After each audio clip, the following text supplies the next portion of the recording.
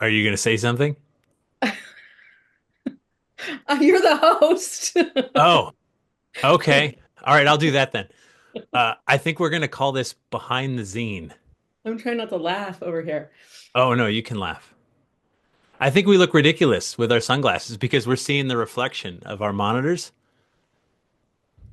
Pretty See? much. Yeah, Yeah. I can see you watching me watching you. All right, should we? Some Okay. Hall of Mirrors. All right. Varla Yeah. Ventura, how are you? And I don't mean that in the stupid greeting way that Yeah. like two strangers. I mean it in the real way. How are you? I'm pretty good actually today. Yeah, I woke up feeling rested. I did not stay up all night Googling horrifying things, so that was a good start for me. And we're going to get to all that. But the irony is that quite often you're up late at night Googling horrifying things anyway. Like that's That's kind of the true. job, that's the gig. It is. It is. It's Yeah. actually one of the perks. Yeah. So it's Actually, my natural place. people like us do it during the day. Yeah. Right. All the time. Right. It's a All nonstop the time. thing, but this is a little different. So, you wrote issue 3 of Shadow Zine. There it Yep. is. I There it is. People don't know you don't even have the copy yet. You'll probably I get don't. tomorrow or the next day. It's en route. It's been shipped. So I'm the Great. one that gets to hold it. I'm very excited. And I thought we would talk about probably like the last 8 weeks of our lives here because that's about how long you've been working on this. Hmm. And uh, how long have we known each other? Maybe we should start there. Um, well, I feel like it was like the mid 2000s, I Sure. think, when I think I did my first ever on camera interview with you on 30 odd minutes. And that was Does that it count? was pre 2011 because it Oh was yeah. before I had my son. So yeah, so I don't know however long, 15 years at least, I'd say. That's amazing. Wow. Okay. So 15 years. And I think we initially met via email, as a lot of us do. And Mhm. then, yeah, we've just sort of kept in touch because of our weird worlds. And so I started Shadow Zine. You were one of the first people I talked to about it before it was ever even born. Mm. And tell me about I your, remember that you were like, I want to start a zine. And I was like, okay, yeah, sounds cool. yeah. Will he actually do it? Um, but tell me your No, I didn't think that. I was just like, huh, I wonder what that'll look like. Me too. I was wondering the same thing. And then And you didn't even know what you were going to call it. no, kicked around names and ideas. I only talked to a couple of people. Richard Estep, who wrote issue 2, was another one I Yeah. talked to. A couple of people, and I was just like, so this idea is nagging at me, and I think it could be something. Tell me about your experience with zines way back in the day when they were a thing. Um, and I think the only time I ever made my own was in like the year 2000, and I was traveling around Europe, and I wrote this book of this is like kind of embarrassing, but I wrote this book of poetry, which I bound with like I think I did like a hole punch, and then I bound it with like string. And I got this bookstore in Dublin to carry it. Wow. How many did you Which was make? like a huge, I mean, I'd made like probably 20 copies or something I was carrying around in my backpack. But I was there on the same shelf as like Emily Dickinson and stuff, and That's so so cool. No, but that's the beauty of it, right? So there was a time when this all started, 80s, really, the 80s and 90s, when desktop publishing was getting to be a thing. And people were like, hey, we don't have to answer to the big print media, the giant newspaper companies, the giant magazine companies that were all consolidating and had all the money yeah, and influence. Suddenly there were these independent voices that were just like, I'll make a zine. It could be about local yeah. music in your town or city. It could be about the art scene. It could be about politics, about anything, or just random musings, right? Or literary or poetry or whatever. It was Hmm. whatever was missing from the market, and you made it and you sold it like hand to hand. Yeah, and actually, even before you did desktop publishing, like I hand wrote that and then went to like a copy center. Yeah. And I knew quite, I'm like, that's, yeah. Yeah. hand lettered it all gothically or whatever. Yeah. But I think like I remember people doing that, like, making the front like a collage and like literally like I had like a friend that worked at Kinko's in Portland, Oregon, and that was literally like zine mecca, and like the Yeah. Kinko's copy was like everybody would come in there and they'd like let their friends make free copies of their zines, and some of them were hand lettered and had illustrations, and then yeah, eventually like people started being able to like create something more book-like but at home. Yeah. Yeah. Um, but People would yeah, actually type on typewriters, clip the article out, paste it yeah, down to a piece of yeah, paper and photocopy that so it looked yeah, like layout. I'm like, oh. yeah, yeah. And So it looked but like a book. but at the same time, like you knew you because it would be a little crooked, a little skewed or whatever, because you were just doing it in That your that was part of the charm, yeah, right? It kind of goes down into the margins a little bit, and it wasn't totally. perfect, and Yeah. yeah.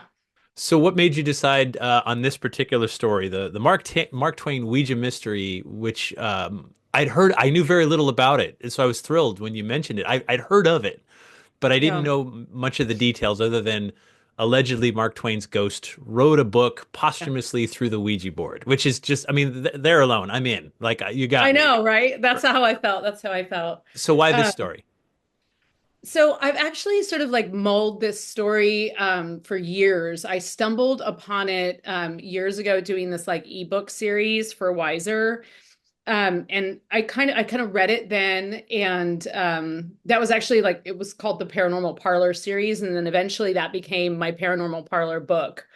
Um, so I found that story during that period of time, and what happened is I think I was just like searching the word Ouija and like Gutenberg, and I was like, what's this? And I found this book, and I was like, what is this? And I started just reading the introduction. And as I was reading it, I mean, the language is, it was written in 1915 or 1916. So the language is a bit antiquated, but I'm reading it thinking like, is she saying what I think she's saying? She's like literally saying that they made a typewriter out of a Ouija board and transcribed this novel. Like, I think that's what's happening here. So I started researching it. I wrote about it a little bit in the Paranormal Parlor book, but there's so much more to the story. And you know how it is when you're writing a book, and I wanted the book to be just that, but I had been contracted for something else, so I had to stick to that. Um, but then it was just like a really fascinating story. There's so many elements to it. And then as I got more into it, I learned more and more about it, about this like trial and sort of her being ostracized from the community after. And tell me if I should put my headphones in, as my dog's being an You're idiot. fine. Right? This is Um, real and raw. This is yeah, like real whatever. life. Yeah. It's real life. But yeah, it's just a fascinating story. The idea that you can take that you would even write a novel. And so here's the thing.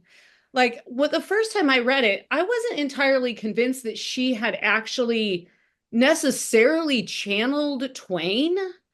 Um, nor am I mean, I'm pretty convinced she actually went through the act of translating it via the Ouija board.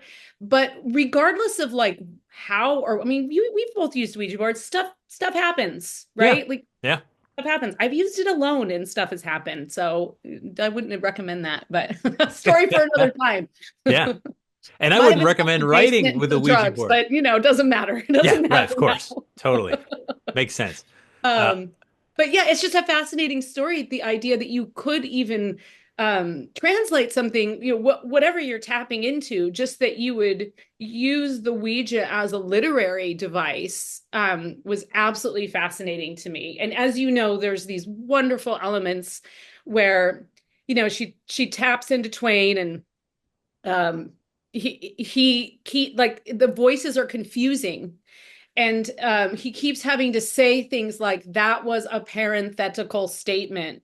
And, anyone who knows about Twain, he was a grammar dude. He was a newspaper guy. So, like, the grammar mattered to him, like semicolons and, all that stuff mattered. So they actually painted with India ink onto this board to like make some shortcuts so that they could translate a little bit faster. So, yeah. I It's think interesting. so. What's your opinion? When I was reading your work, and by the way, quick jump aside, Project Gutenberg has the whole Jap Herron novel on it. Oh, Yep. okay. By the time anyone sees this, it'll the link to that will be added to your bio page on Shadow Zine. And so if anyone wants to read the whole thing, you can go ahead and go to Yep. shadowzine.com, click on Varla's bio, and we'll just have a little link there to go read it. And you can read the Yeah. whole thing if you're Yeah. so inclined. I Yeah. read some of it. And It's kind so, of painful. of course, yeah, but at the same time, so on the one hand, the skeptic in me is just like fan fiction, right? Right. She's from Missouri, right? Mhm. And She met him. She was an acquaintance. yep, she had There's met a lot of him. evidence to show that they had there was actual evidence. There's correspondence between her husband and Twain and herself and Twain. Um, yeah. Well, go ahead. And let's face it, like he was the biggest thing going at the time, right? That was there were was there a bigger name in American writing than Twain at that time? No, probably not. Like I feel like Fitzgerald wasn't even like that popular yet, you know? No, yeah. So he's huge. He's a celebrity. He's as like a celebrity as you can get. And Eh, especially for people from Missouri. Like Yeah, that's like, and right, oh, not only that, but she was born in Hannibal, which is where he was born. So right. she was a hometown girl, you know? So there was that element of that connection. Um, yeah, fan fiction, sure. One of the things that also and I've read different articles about people kind of like exploring this Jap Herron and what what her motivation was behind it. And one of the things I felt like was really missing from that story, and I hope comes across in the zine, is that those are all written from a very like scholarly and male perspective. And they frequently say things like, oh, she was jilted because she couldn't get this published. Or like, and that may be the truth. We don't really know, but there's just this kind of like underlying assumption that she was nuts, and but she really actually was a very normal person and had this pretty thriving career. She had like a regular column in all of these different papers, and she was very well respected in society and within her society, and had like, I mean, national publications. She was writing for like Harper's Bazaar and stuff, and not specifically about the paranormal. Yeah, So she had a lot to lose yeah. by making this claim, more to lose than she had to gain, I think. So maybe she just miscalculated. I don't know. So anyway, I just think there's like this missing perspective of one, somebody who's actually, used a Ouija board with like, actually made contact with entities and gone like, what the fuck is going on? And then, Oh, I guess they're um, swearing. aren't we? I guess I so. mean, you're in control. Can't we do whatever we No, I want? can't control you. I wouldn't dare try. That's No. true. Yeah. No, it's fine. It's fine.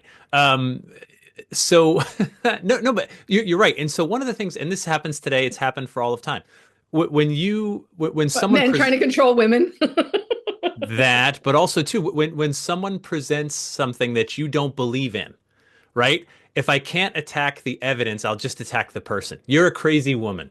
As opposed to, I don't Yeah, believe in Ouija boards. There's no such thing. You can't talk to the dead. Right? So, yeah, yeah. I can't necessarily win that argument because tons of people believe you can. And so now I'm left to just attack you with anything I got, Personally. whether Yeah, it's your yeah. race, gender, religion, what have you, anything I can Oh, yeah. do to try to cut you down, which is weak. Like it happens today. We see it in politics all the time. Yeah, well, you're Oh, ugly. Oh, good one. That's a great argument. oh, Um, yeah. I was on a invited on a show and was called a um I think I was called like a demonic whore witch. I was oh, like, that's the name of my cool. I'm gonna go band. on the show anyway. So They called you a demonic whore witch. yeah, I know it's a compliment. No, but that's like a really good name for a band. Demonic whore witch. Like they shred, right? That would be some metal, Yes. like, It's like an all-female metal band. yeah. Oh, God. Can you imagine the shows? Yeah. Oh Oh, God, the costumes. ah, perfection. Wow, you should trademark that. I'm just saying. Okay. Uh, It's copyrighted now that we put it out there. right. Not a bad name at all. All right. So you got to work on this. And by the way, folks should know you are a full-time writer. You write all the time for all kinds of things. Yeah. What's a good day for you? Word count, like number of words. Good day. Oh God. I don't even keep I don't even really keep track. Like, Yes. um, I don't know, Take your like time. several thousand. 2000? I would say minimum 2000. Oh God, that's 2000 for me is a max great day. Like, 1500 to 2000 is a good day for me. So you're 2000 minimum, 3000.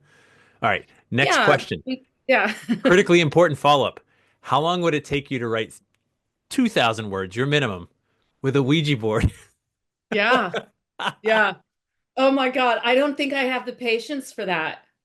I just don't think that's from, she must have been like a Virgo or something because I don't understand the patience. Like there's absolutely no way I would have, I mean, maybe if I was in like some kind of wild trance where I felt like I was like really feeling like high and good the whole time, maybe I could do it.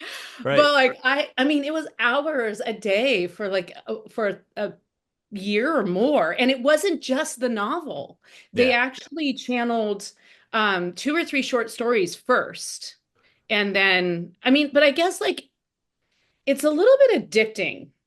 I think the use of the Ouija board or like it can be a little bit addicting. You make contact and then you kind of want to like keep doing it and see what happens and see what else they have to say. It's like this conversation that you're having. And so I could see I mean, they obviously they became very obsessed with it. Yeah. I Uh, mean, in a relatively short period of time, they wrote. I'm guessing it's like I don't know how long do you think it is? I think it's like probably 50,000 words or so, the 60,000. book, Jap Herron. Yeah, Yeah. if I had to Yeah. estimate, I don't think it's longer than 60,000. No. But it's a full book. It's not like a teeny Yeah. little Oh, it's skinny a thing. novel. Yeah, Yeah. it's a novel. Yeah, Yeah, yeah. No, that's yeah. what But a you've seen the actual book. God, I I'm have. so So, all right, let's jealous. let's do a couple of thank you shout outs for John Kosick from the Salem Witchboard Museum. He was critical in this one because I was like, "Hey, John, have you heard of this book?" He's like, "Oh yeah, I have a copy, and I have the board that was likely used from that time period and whatever." Don, I'm going to stalk you when I'm Yeah, in. yeah. Watch your So back. you know. So photographer Frank Grace and I got to go up to John's museum in Salem, which is an awesome place. Everybody should check it out. You see photos of it throughout the. Frank took those photos throughout the zine, and John let us hold Jap Herron, the book, and see the Ouija boards that were used in well the type anyway. His best guess. And the Yeah, funny I thing is, think those were solid. Yeah, I think the those were solid ones. and John is also a member of he's a member of the board of directors of the Talking Board Historical Society, which chronicles and takes the history of all these incredible boards. And so he said, look, it was probably one of these two boards, the 1911 board or the 1915 board. I think the 11 board makes more sense, but hopefully no one will like call you out on this. And I laughed and I said, John, the only person who would call me out on it is you.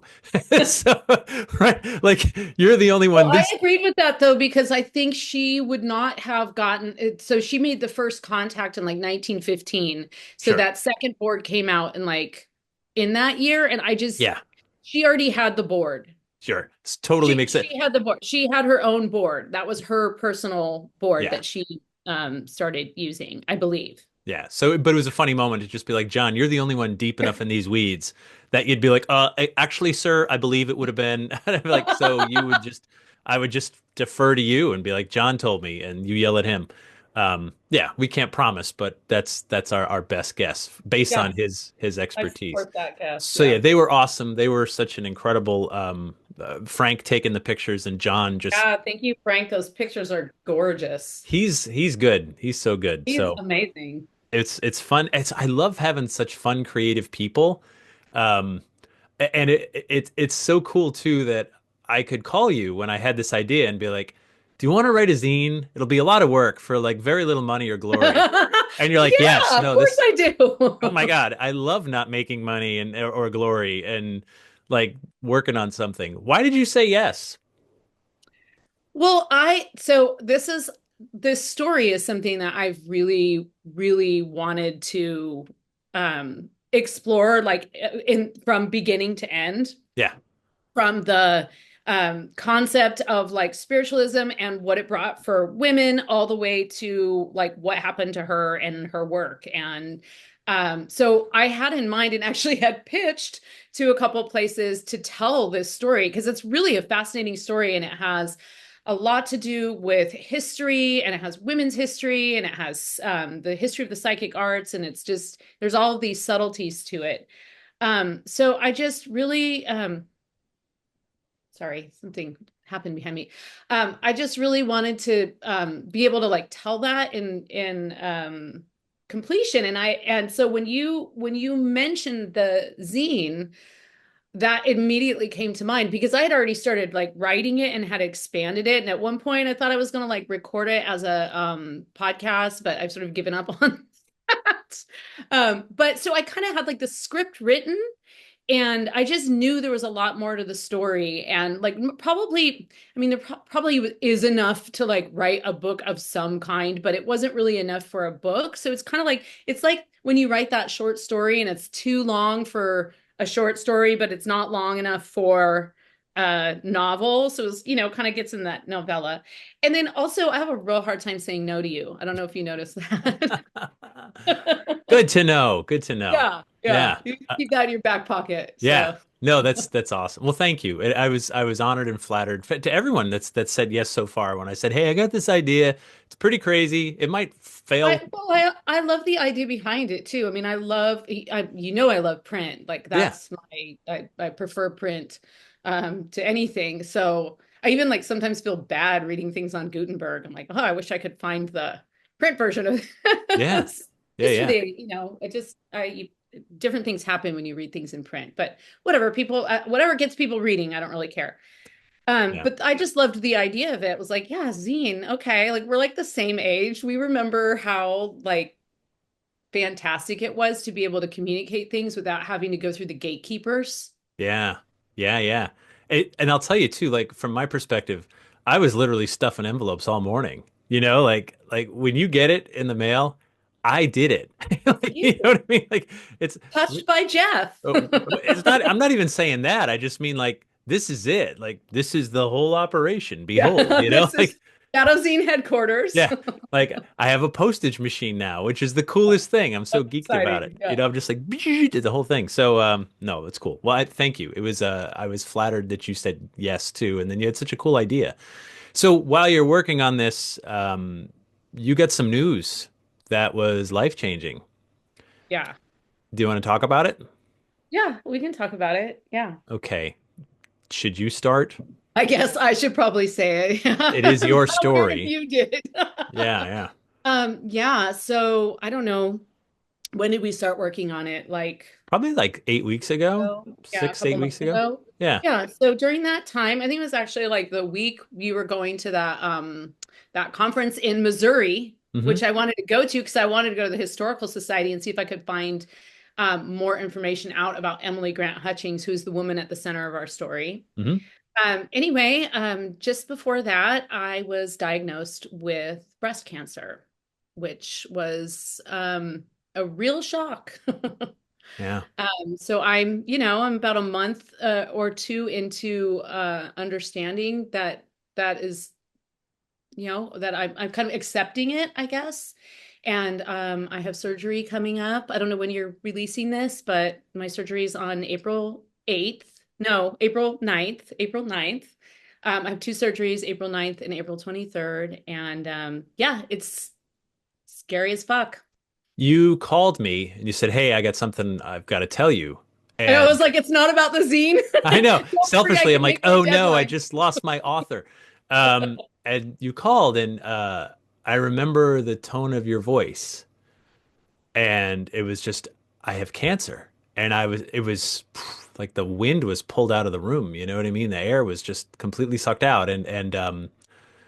It's frightening because we're at that age, and I could hear the fear in your voice, and of course, Jesus, of course, and so I mean, it's awkward for me, and I told you this. I said how do I support, right? Like, how do I, do you need to step away from the zine, And you said, I believe, right? Like, you're just like, no, actually, this is a good I think I distraction. said before I told you I had cancer, I was like, I need to tell you something. It's not about the It's not zine. about the zine, but like, do you need time? Do you need to like step away and do whatever else? And you had said like, no, this is actually a pleasant distraction, like something to work on constructive that I don't have to think about the cancer.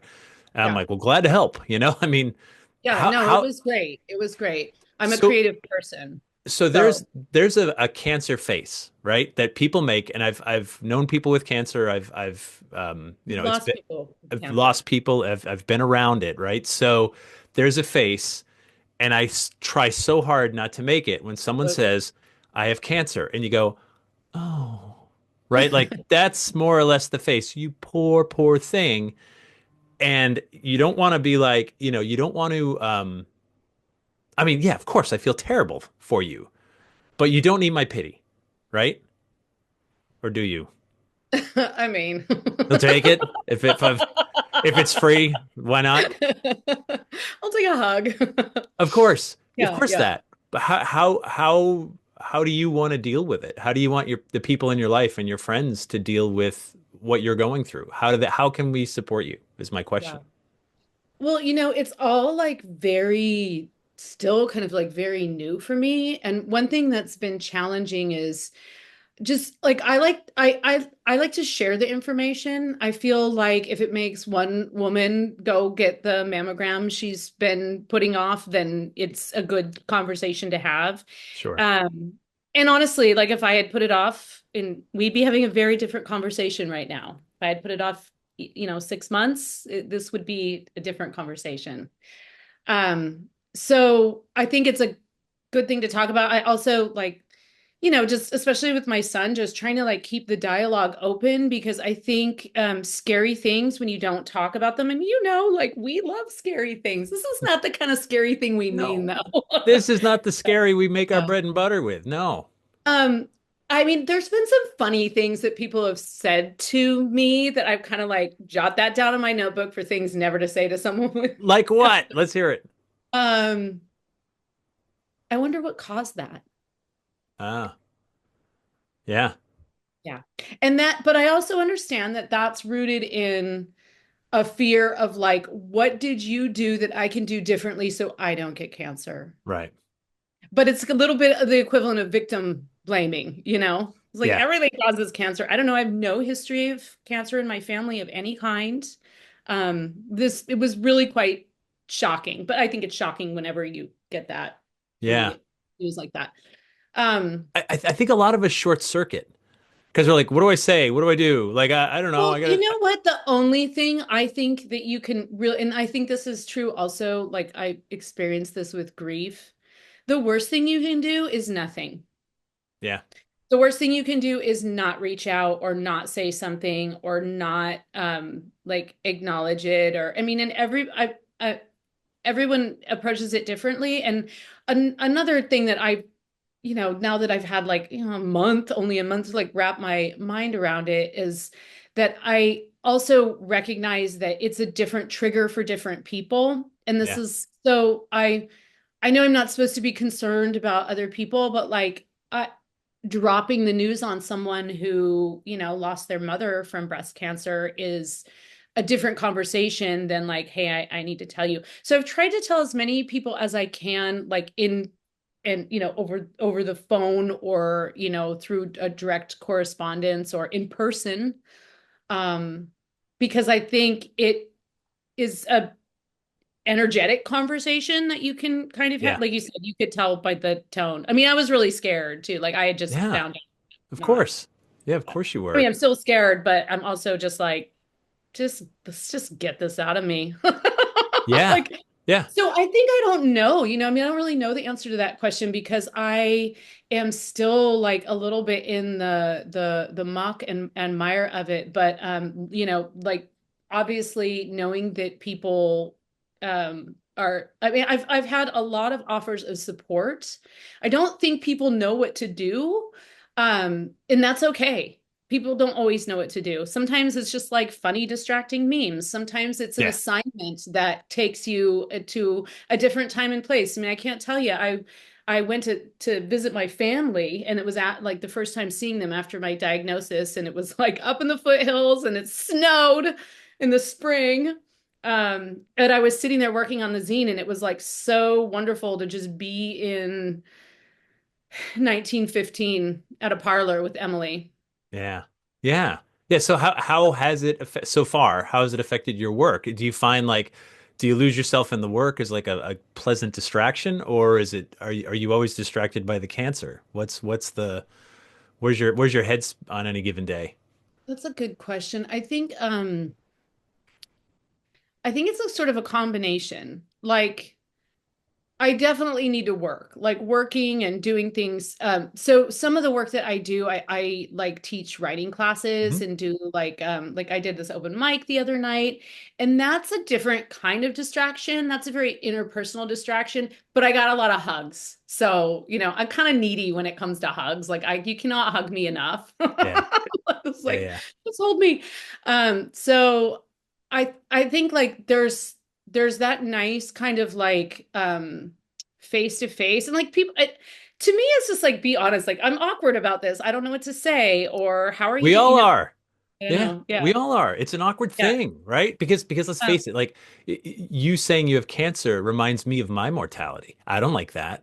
yeah. Right? It could be me, which is selfish, and I don't like feeling selfish. It's an ugly feeling, like, Well, oh, but why are you it's an thinking about me right authentic now? feeling, and I mean, that's I'm certainly like I'm completely I understand that my prognosis is great, and I Yeah, certainly don't want to speak anything into the world, into existence, but the reality is there's no guarantees, and with cancer it's a wild card. yeah, So yeah, I don't know. I actually have just been writing about it a lot, just trying to kind of like write through, um, because I feel like this is one of those experiences. It's like, when you get really, really horrible news, you go into survival mode, and survival mode for me is just like doing things. I just need to like do things, move forward, organize this, organize that. Um, but like I didn't even read the like they give you this like you have cancer packet when you and it's like, okay, this is all right, I guess I'll read this in like 2 years. But then I actually like sat down and read through some of the materials because I was like, oh, my surgery is next week, I should probably figure out what I'm not supposed to be doing to my body in the next like, okay, probably don't get wasted the night before. That's even though fair. that's all I want to do, right? Yeah, yeah, and who But can I blame thought you, I did. right? I know. I thought, oh my gosh, I just want to go get drunk. That's what I thought. And Wow. actually, when I first found out, I did drink like some whiskey. That was my that like I came home and I just poured myself a whiskey neat. Hmm. Just like that's something that burned going down. But I actually haven't really felt the need to like fully escape it because I'm a little bit in disbelief, I think. And part of the thing with cancer is like they start treatment really rapidly. Yeah, So like they tell you in this pretty like I'm very used to going to the doctor, and like not to make this all about women, but like women go to the doctor, and doctors make them feel, male and female doctors make them feel like they're hypochondriacs. This is a problem in our medical system. So every time I've ever gone to the doctor, I've had to like really, really fight to get whatever testing I need or anything like that. And this was absolute opposite. This was like, okay, like I didn't even have the biopsy and they were diagnosing it as cancer. And I was just like, hold on. Remember that word? That's like the word you don't use, right? That's like the last word you use. But she was absolutely right. I mean, she was an accurate yeah. diagnosis. But I just wasn't, not like you would ever expect it. But you know how you get like something biopsied and then you're waiting for the results? That's usually No, how I don't know how that is. you don't. Well, I mean, Oh, I can okay. understand. I've never had the experience. Okay, okay. Oh, Well, you know what? No, I take it back. I have moles, and I had a mole removed once, and they're like, "Oh, we got to check it for cancer." And I was like, yeah, "Oh, that didn't occur to me." yeah, But during the waiting time, I was like, "Should it have occurred to me?" So yeah. yeah, but I mean, this is like 1% of what you went through. So forget it. But yeah, but okay. So I've had the most minor of yeah. Okay, like Well, I think yeah. So yeah, um I was just like, well, I'd rather I mean, I'm glad I found out as quickly as I did, of course, but it was a little abrupt. yeah, Hey, she was her birthday was like 2 days before mine, so she actually like probably handled it exactly how I would have handled it. yeah, yeah. Uh, but I don't know, I just part of me has this just like urgency to just like get it all over with and be on the other side. And then the other part of me is like, doesn't really work like that. Yeah. There's Yeah. there's radiation and other things ahead as well. So I'm just that's the middle of the night scary stuff. I'm trying not to. Which we mentioned in the very beginning, the late at night stuff, scary Yeah. stuff. This is the scary stuff you've been Googling and Yeah, yeah. I need to just watch horror movies and Yeah. or Unwind, like watch like a slasher film, put your feet up. figure out. Yeah, I know. Put your feet up, relax, watch a Yeah. slasher. Yeah. Yeah, that is very relaxing for me, actually. How'd you know? Yeah. No, I've just a guess. The guess. So can we switch gears? Is that thank you, by the way, for talking Yeah, about that because I think it is yeah, important that we talk about it. And like you said when we had spoken privately another time, you're just like, if one woman is like, yeah, I'm not going to put this off. I'm going to go and finally make that appointment, then yay. How great that you help yeah. somebody. So Or men and other whatever testing yeah, they need to get done, my or just like, grandfather had breast cancer, by the way. yeah, Um, oh, yeah, okay. he did. Had to have his breast removed. I mean, was not that big a deal for him because he's a guy and he was pretty old by the time it happened, but he had breast cancer.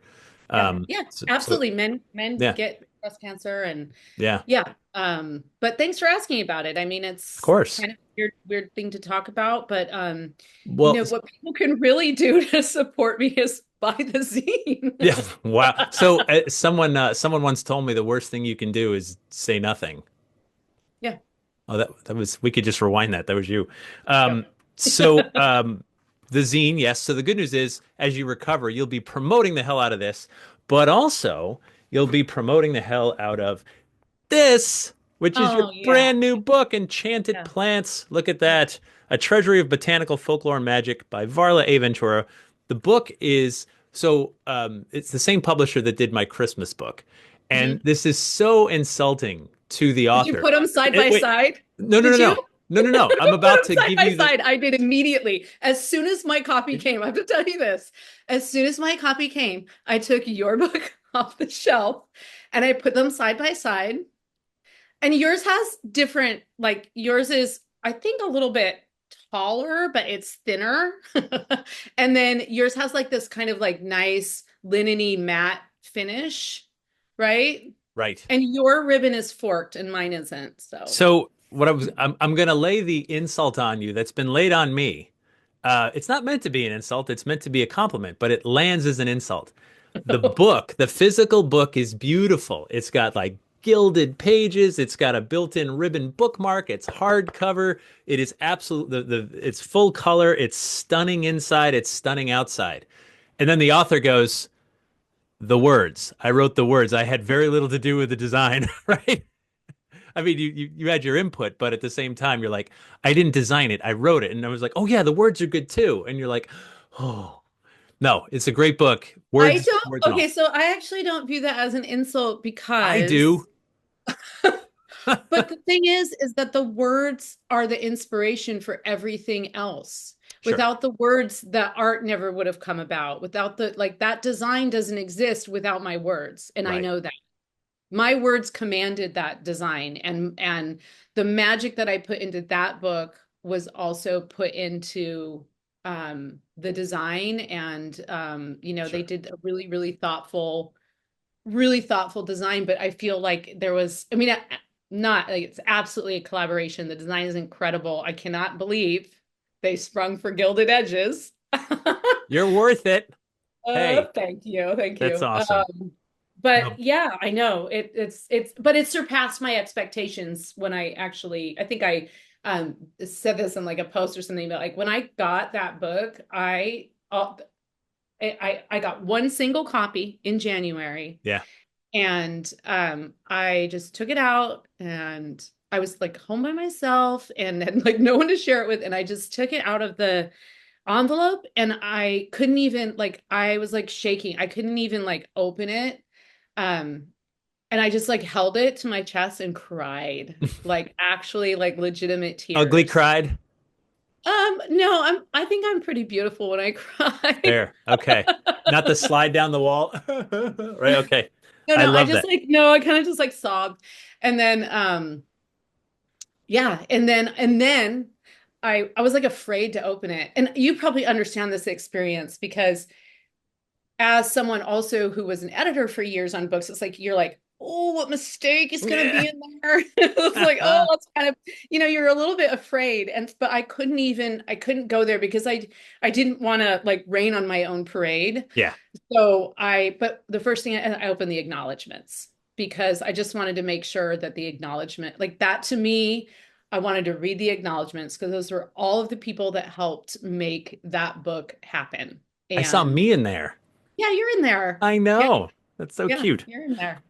Thank you. Thank you. But the book's amazing. It just came out like days ago, like a couple of days ago. So Yeah, you've got lots to I promote knew. and talk about in the coming months. As you recover, you'll be doing posts and I'm sure more Zooms and interviews and podcasts and everything else. And Yeah, yeah. I have um, quite a few interviews coming up, and then yeah, I'm gonna be like doing some speaking engagements as well. yeah. So, kind of working those out. Very cool. Well, thank you. Thanks for talking to me this morning. Congrats on the book. Congrats on the zine. Thank you for being part of this very weird experiment that we're trying Oh, here. And like who knows? Who knows what's going to come of it? So far it's been so interesting to watch the zine begin, right? So there's yeah. people that have bought all three copies that have come out. Yours is number three. There's people that have discovered yours and gone back and bought the first two.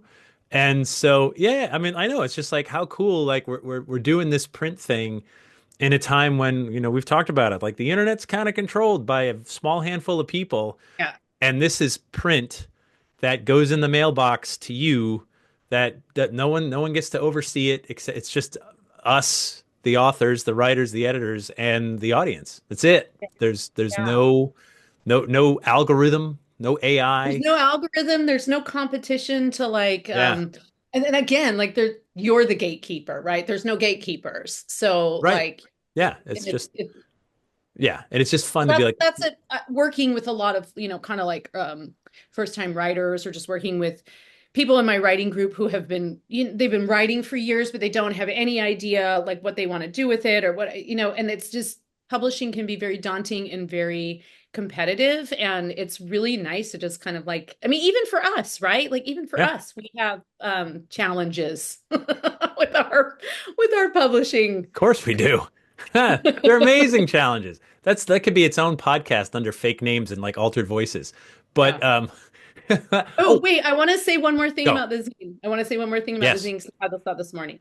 Okay, so I want people to read it, of course, and read the incredible controversy that took place with this story. But one of the things that did come about when they released it is that Twain's daughter, Clara Clemens, her last name was not Clemens at the time, um, her and the Harper and Brothers publishers basically entered into this lawsuit in the loss with Mitchell Kennerly, who was Emily Grant Hutchings' publisher, the publisher of Jap Herron. And they were trying to basically say, like, you can't use Mark Twain. Like, it's a pen name and we own that. We made that name. And so I found it particularly appealing that we used his name on the cover Yeah. because that's like exactly like, public domain now. Yeah. Suckers. So We were avenging Emily a little bit. So I just thought of that this morning. Just if talking you get about haunted by Samuel Clemens slash Mark Twain anytime soon, please, we got to circle back and talk about that. If he's yeah, just like, that'd be hey, amazing. He comes to me in a dream and he's yeah, like, "Listen, yeah, you're my new muse on earth." yeah, right. Be like, That'd be dude, I don't even like your writing. Wow, you said it out loud. That's amazing. No, it's good. I get it. I get it. Yeah, the whole experience has been really cool, and thank you for. It was such a fun collaboration too to work with you Yeah. on it because it's just me. I don't know what I'm doing. You know what I mean? Like I'm Oh, just, yeah, I think you're doing a great job. I thank you for well, including me in it, and I feel honored to be part of the Shadow Club so early on. I can't. First woman author. I know, but I had called you before even the first one came out, and I I know. want to make sure that we present. I want to be diverse in the type of stories and the type of voices that people hear from, right? And the cool thing about it is like, so magazines can be written by a ton of people who all write short little pieces, and I'm like, I want this to be like a little mini book. Yeah. I'll write a little intro and editorial, and then the rest is the author, and it's their book, mini book, zine, and one story as opposed to all over the map, or like let's interview this person that had a TV show, 3 years ago. Who cares? We just want to dive in a little deeper to like one story, and I think you were awesome, like the way you took us through just the facets of like how it fit in with spiritualism, the nature of like who Mark Twain was, but then also how this story sort of came about, and you're left wondering, fan fiction, creative fan fiction, or maybe there's something to it, maybe partially Twain. I don't know, right? I don't know, and Right. and we don't have those answers, but it's You so don't have fun. those answers, and you're Yeah, kind of, left to sort of make your mind up yourself, right. like with any kind of I mean, any kind of paranormal thing, you can like Yeah, agree with the story or disagree with the story, or but what you cannot disagree with is it's a really, really fascinating story. Like, definitely. Yeah, regardless, it's just an amazing the story behind the story is what really grabs me, and I think that's the appeal of it. love that. Thanks for chatting with me. Should we put our sunglasses back on? Would that be like Yeah, we should. For the a good way to outro music. start there? And I don't even think I have music. This is so stripped down. So It's in our heads. Yeah. yeah, cheers, cheers. Cheers. What are you drinking? This is chai tea. Yummy. I guess we just stare until eventually the video just stops. Guess so.